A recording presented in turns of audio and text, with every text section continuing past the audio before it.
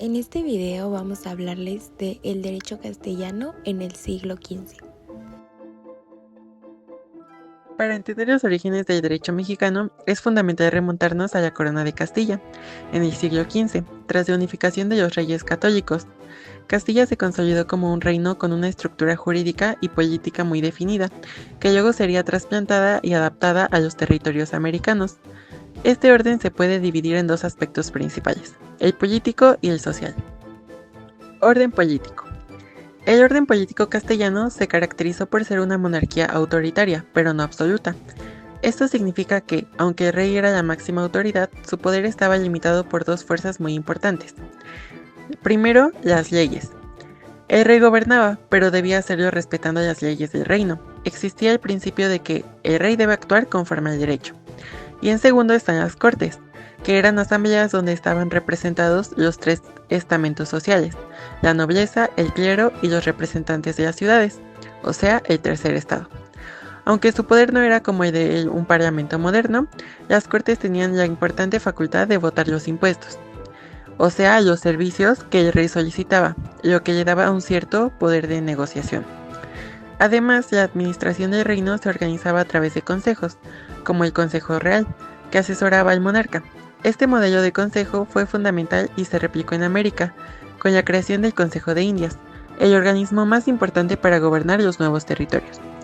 En resumen, era un sistema muy centralizado en la figura del rey, pero con contrapesos legales e institucionales. Orden social. Por otro lado, el orden social en Castilla era estamental y corporativo. La sociedad no se dividía por riqueza, sino por privilegios otorgados por nacimiento o función. Estaba organizado en tres estamentos. Primero, la nobleza, que eran los que gozaban de grandes privilegios como no pagar impuestos directos, tener sus propios tribunales y poder portar armas. Su honor y sangre limpia eran valores supremos.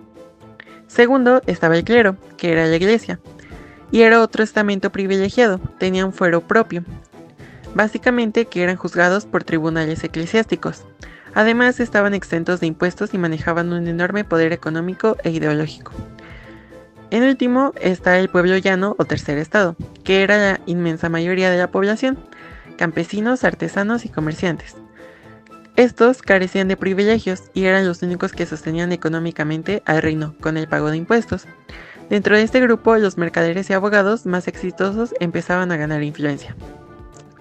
Este era un esquema social basado en la desigualdad legal y la búsqueda de privilegios. Fue el que los españoles trajeron a América. Sin embargo, aquí se enfrentó a una realidad completamente distinta, dando lugar al complejo sistema de castas que caracterizó a la Nueva España. Pluralismo normativo. En la Edad Media el derecho no funcionaba como un sistema único y uniforme, sino que estaba formado por varias fuentes que coexistían al mismo tiempo.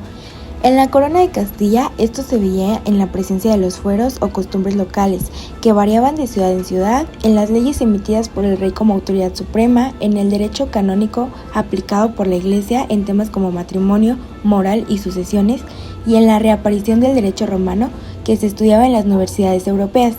Esta combinación de normas generaba un mosaico jurídico bastante complejo. Por un lado permitía flexibilidad al adaptarse a las necesidades de cada lugar, pero por otro creaba inseguridad, porque no siempre estaba claro qué derecho debía aplicarse en un juicio o en un conflicto concreto. A esta situación se le conoce como pluralismo normativo, y es la característica básica del derecho europeo medieval. Recepción del jus commun en la Corona de Castilla. El jus commun era el derecho común europeo, formado principalmente por el estudio del derecho romano clásico y del derecho canónico. Este derecho tenía prestigio porque era más ordenado, más lógico y estaba mejor sistematizado que las costumbres locales. En Castilla su recepción fue gradual. Por un lado, los juristas que se formaban en universidades donde se les enseñaba el jus commun regresaban al reino y comenzaban a aplicar sus conceptos en la práctica jurídica, ya fuera como jueces, notarios o asesores. Por otro lado, los reyes empezaron a inspirarse en este derecho para crear una legislación más coherente y controlar mejor la justicia de su territorio. De esta manera, el jus commun se fue integrando lentamente al derecho castellano y ayudó a reducir la dispersión normativa, dando más unidad y claridad al sistema jurídico del reino.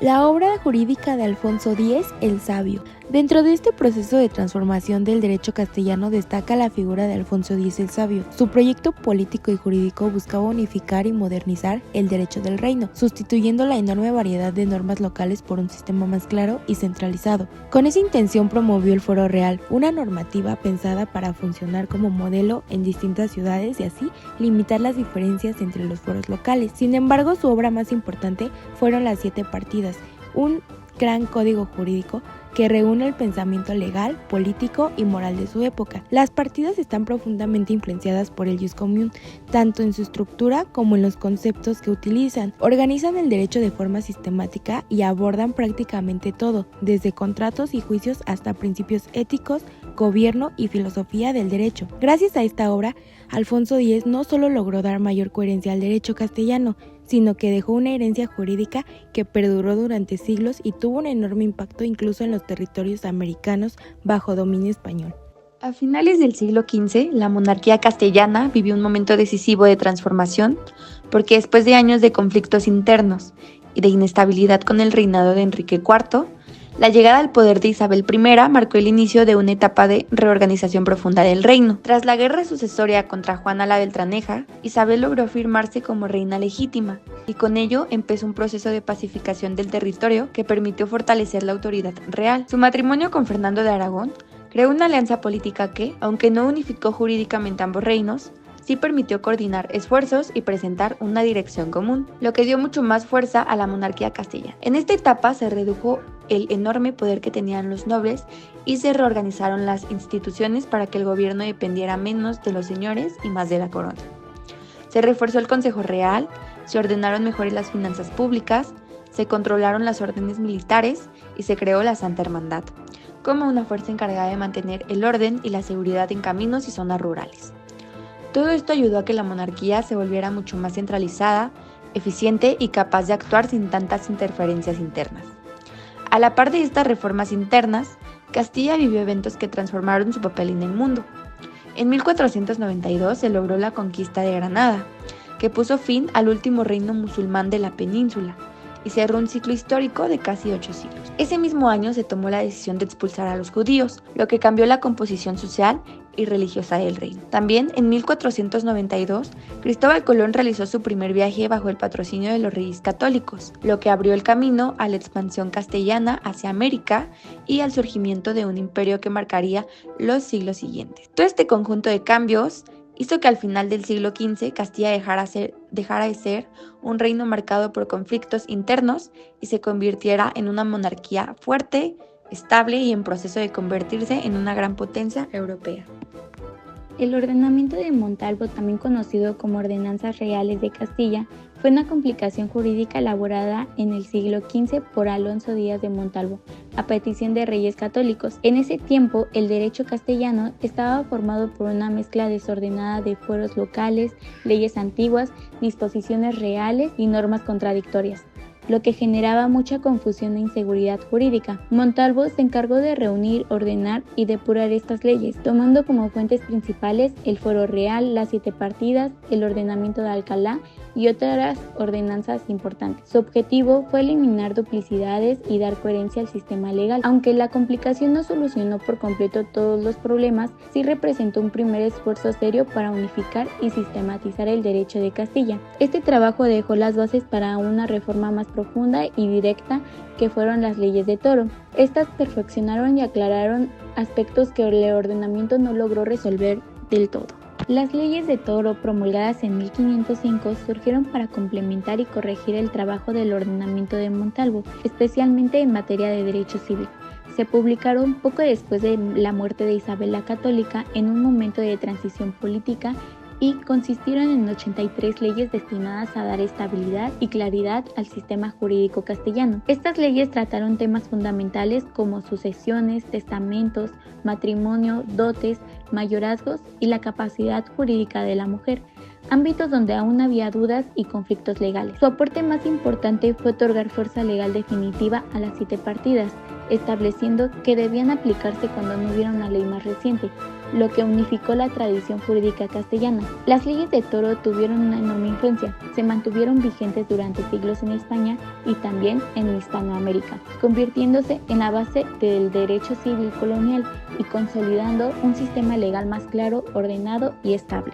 La nueva recopilación de las leyes de Castilla fue creada en 1567 por el rey Felipe II de España, con el objetivo de reunir todas las normas que estuvieran vigentes y poner orden en ellas. Durante siglos, las leyes se habían acumulado en diferentes textos, como las 7 partidas, el fuero juzgo y las leyes del toro.